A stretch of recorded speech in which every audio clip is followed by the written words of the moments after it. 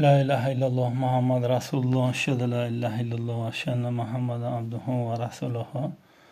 Bu videoni kim haqli Mahdi bo'lishga deb nomlaymiz. Ya'ni Mahdimi, Mashiachmi yo ikkinchi kelishimiz alayhissalom, bu hammasi bitta narsa.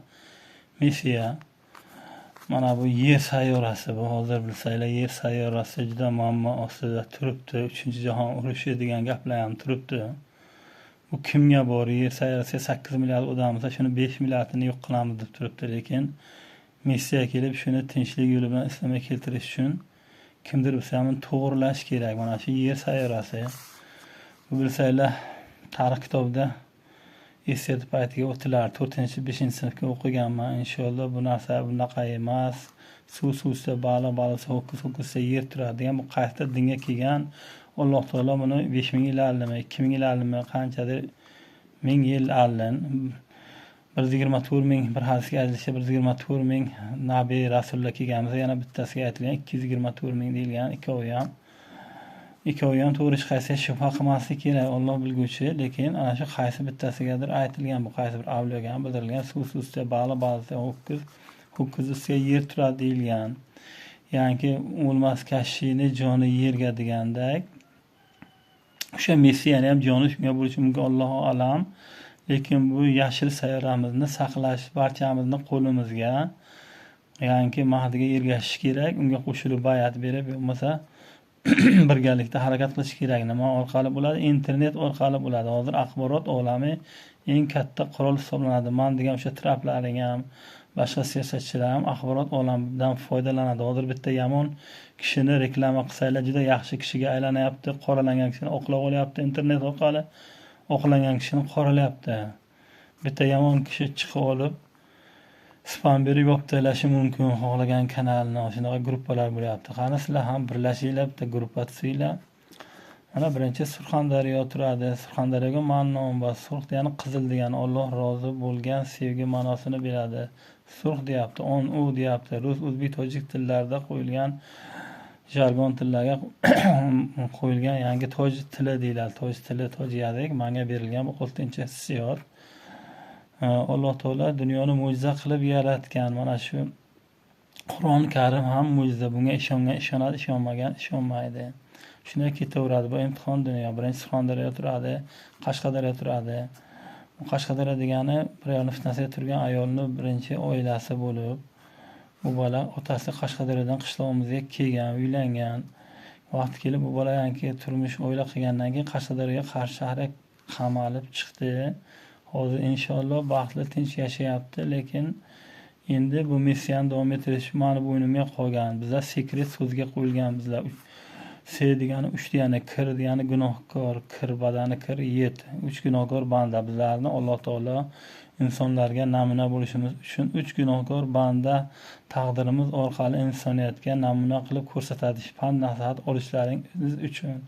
Naml sura 82-oyatga dabbatul ars chiqadi. Oyat alomatlarimizdan gapiradi degan ma'no shu yerda turibdi. Ya'ni men oyat alomatlaridan gapiraman Alloh taolani. Ya'ni keyin vadali burda qovg'a burda farzand tug'iladi. Bizlar hammamiz 9-fevralda tug'ilgan, 9 raqamida tug'ilganmiz. 9 degani qorni 9, ya'ni 9 oy 9 kun uning qornidan tushishi bildirilsa, mana fevral qovg'a burjida farzand bo'ladi birinchisi, keyingisi inshaalloh birinchi, ikkinchisi Alloh taolo mana Iso alayhisalomni ikkita farzand ko'radi degan hadislarga muvofiq Dajjolni o'ldiradi deganda, Dajjolni o'ldirishimiz kerak, Dajjolni birgalikda o'ldirishimiz kerak. Dajjol tuzda yuradi. Bu demokratik tuzum, Qur'on yo'q, hadis yo'q tuzumlar hammasi bu Dajjolga kiradi. Oldin aytganman Dajjol sifatlarini.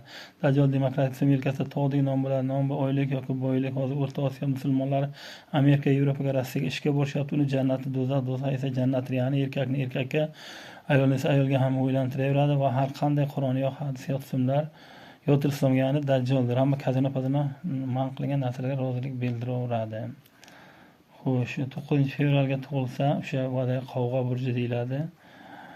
Ikkita farzand tug'ilgan, keyingisi Deva deyilgan, bu farzand burji deyiladi. Birinchi mana shu fevral, keyin suvda ustida baliq turadi. U bir ayolning fitnasida turgan ayol baliq burjida tug'ilgan, 9-martda tug'ilgan. Bale iq so'zlarda bale sevgida deyapti. Le lyubov, ba tojik tilidan olingan sevgida iq deyapti. Iqro so'zidan olingan sevgida o'qish deyapti. Kitob so'zlaringa kit, ob so'zlar bor. Kit degani katta baliq nom bilan bo'ladi. Ob degani suv degani mana shu. Kitob so'zlaringa bo'lgan kniga degan so'zlaringizni ham hamma so'zlarga tagiga so'zga ma'nolar bor. Nima shunga beraveradi.